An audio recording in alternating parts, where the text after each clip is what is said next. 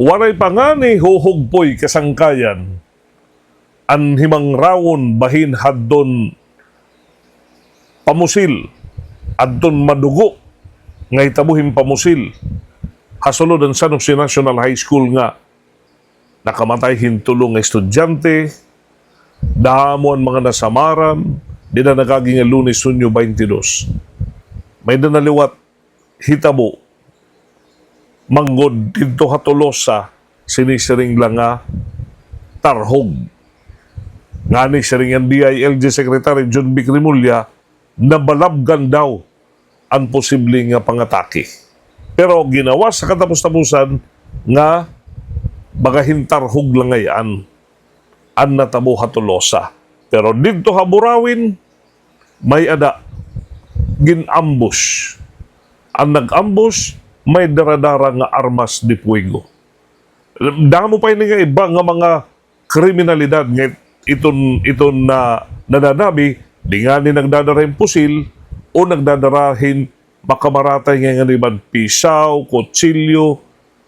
Nagpapakian na kita. Kay ano nga natatabo ini sa gunson ngan iba-iba nga mga lugar.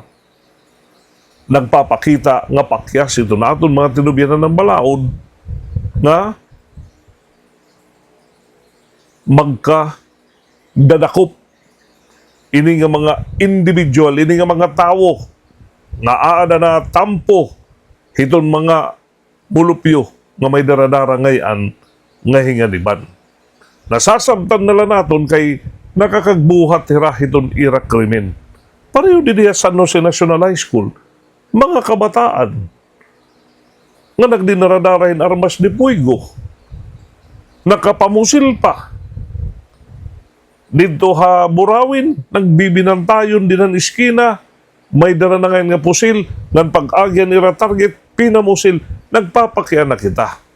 May na pa ba kampanya itong PNP kontra hini nga mga tao nga nagdidinaradarahin armas de fuego o makamaratay nga hinganiban?